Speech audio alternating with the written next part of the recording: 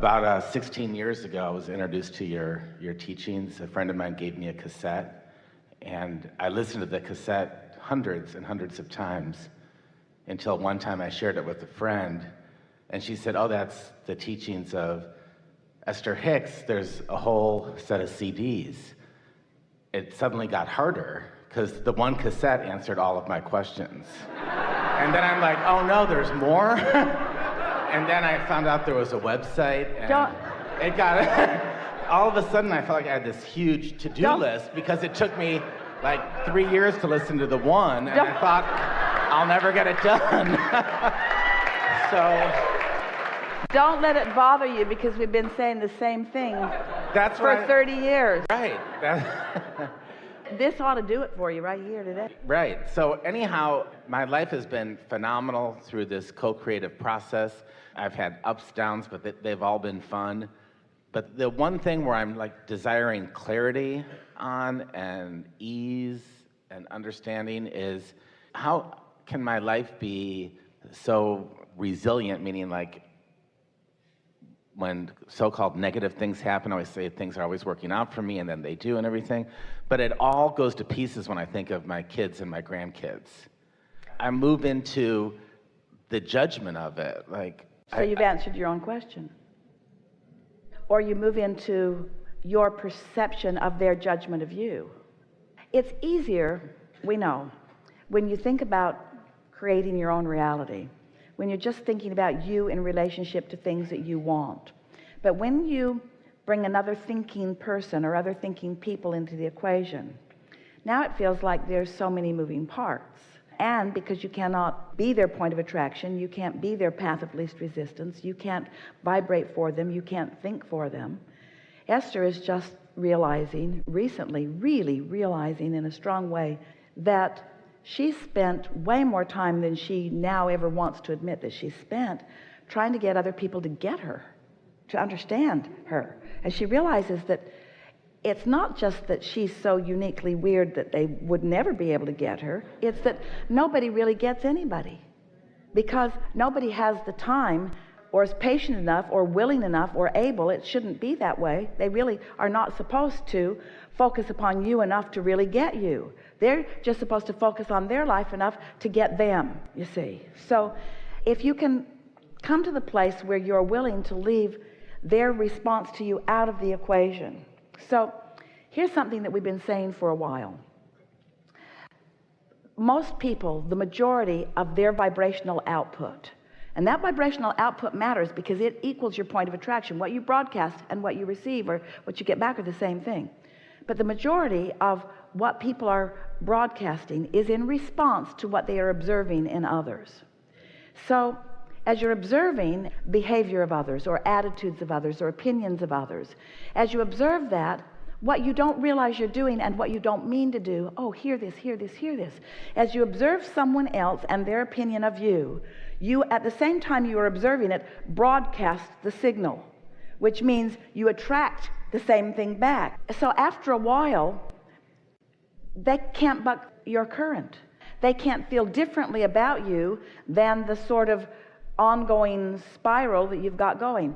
They think that, you think that they think that, because you think that, you broadcast, now they have to think that because you're meeting them. They don't own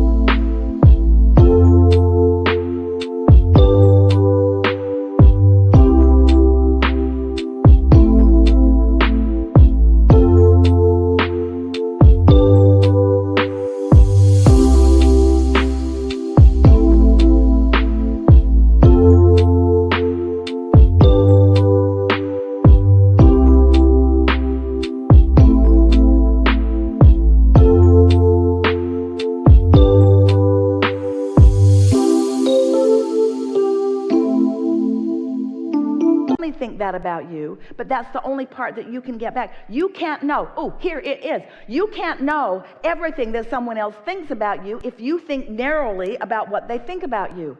Oh, did you hear that? So if you think someone thinks these handful of things about you, and you think about those handful of things, they can't meet you on any other level than on those things. So every time you have an experience with them, it's like that's the way they feel about you.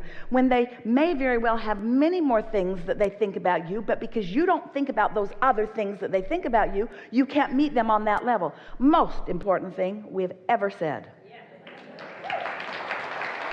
And it wasn't on the first cassette. How do I do that to them? Because it's not, I mean, what they think of me is what they think of me, which is really none of my business. But Except, do you not think that you think about what you think they think of you? No, I'm more worried about what I think of them, because I'm not enjoying the experience with them. Because well, then you got to make stuff up. Now think about what we were just saying earlier about the relationship that our friend is in the process of creating. So you put the things into the vortex, and now let's create that wonderful, loving genesis or basis of the things that will become. If you're thinking about them as they are, then that's what you're putting over there, and that's all that you can meet them on. So you've got to go deeper, go more general, be less specific, and think about the unconditioned. So how would you like them to be? Or better said, how would you like your feeling response to feel in response to who they be? Well, I would like to be more detached from the choices that my daughter makes. Like, for example, I mean, she lives on public assistance. She doesn't have the time to spend with the kids. They don't get to do a lot of the activities that I know they would like to do unless I step in, Well, that's good. All right, that was a good conversation, because you've given us the what you don't want, and so without even knowing it, you've put a whole lot of what you do want into the vortex, and that has been in the process of becoming. So there's a much brighter future for all of these people because they're important to you and because you've created around that. So we know what that feels like. That feels like disappointment to you. Feels like a little bit of maybe failure on your part. It feels like I should have done differently. It feels like she should know better. It feels like resentment on your part because you did try to teach her differently. That's not the example that you set, so where did she pick that up? Right. Keep going. So there's all those feelings. Yeah. But keeping those feelings fostered keeps leading to those things. It does. Because it can't be otherwise. You can't influence upward experience for someone when you've got downward vibration.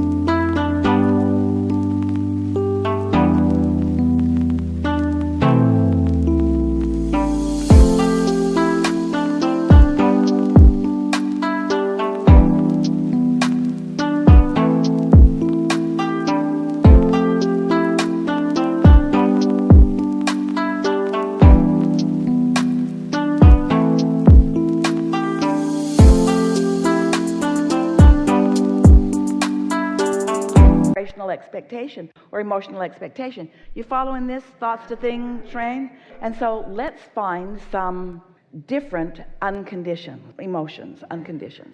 And sometimes it's hard to get there when you've just been somewhere else. So we're going to go for the ones that are the deepest and therefore probably the easiest to reach in my new relationship. I want to feel unconditional, natural, easy love and appreciation for my daughter. When she was first born, it was so easy to feel that way. It's like it was this natural, yeah? Mm-hmm. It's like this natural, I couldn't feel otherwise because she hadn't disappointed me yet. It was just sort of like a miracle that she was even there. Perfect. Yeah? Remember? So I want that feeling back. I want to feel like that. I liked feeling like that. I liked the ease of that. Nothing came down from somewhere that said, sign this. It just happened naturally. There she was, and that's how I felt. That's just how I felt. And I know it's the way that I was meant to feel. And as she got a little older, I know that's how she felt about me too. That's who we are. That's what we feel like. And I like the feeling of rightness of our relationship. And I like knowing that my job was to be a part of introducing an avenue in, and that I really did that, and that I provided the opening, the vortex through which she would come into this time-space reality. I know that I did that just right. I know that, like me, she has an inner being, and I know that love is the basis of who she is. And I know that I've changed over time, that it's much easier for me to get to a place of feeling good than it once was. And I believe that that's possible for everyone. And there isn't anything wrong with the way she's living life. She's finding her best way. In other words, she's found a way to survive, and bless her for that. And she really has not been dependent upon me, and bless her for that. And whenever I step in, it's out of my desire for life to be a little better for them. She's not soliciting from me. She's not asserting into my experience. She's not deliberately taking anything. She's just being, sort of like she beed when she was first born. It's just easier to love her the way she beed when she was first born than the way she bees now, but I can still remember, and I can still conjure, and I can still find that feeling. And so as you do that more and more, if you want to, if you would have the ability to never think about her again, then we would not have this conversation, because she does not need you to be her vibrational support. Your vibrational support might not even positively affect her anytime soon. It will only positively affect you.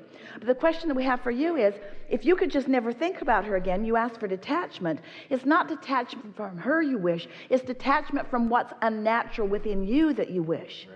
And so you would like her to be different so that you could feel about her the way you felt about her when it was easy to feel that way about her. But that's not how any of this works, you see. I know. You got to find the way to feel that way anyway. And if you can't, then you got to not think about her. There are many things that in a day will come into Esther's awareness, and she'll say, oh, I'm not going to think about that. At the first moment that it comes, if she just turns away, then she's just fine. Something else takes its positive place right away.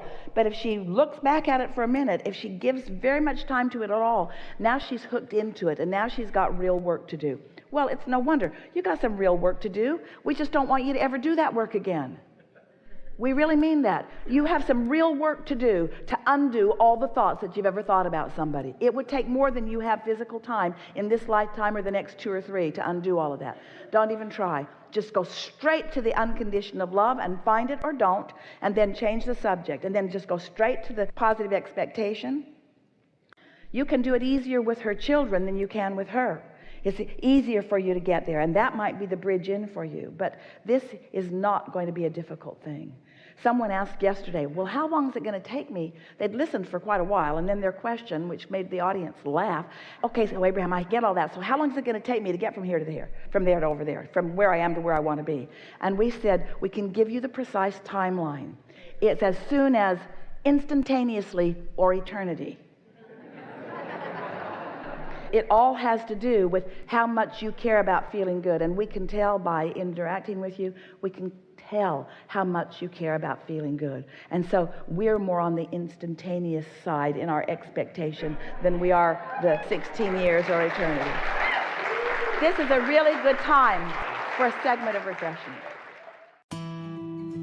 Don't forget to leave a positive message and subscribe.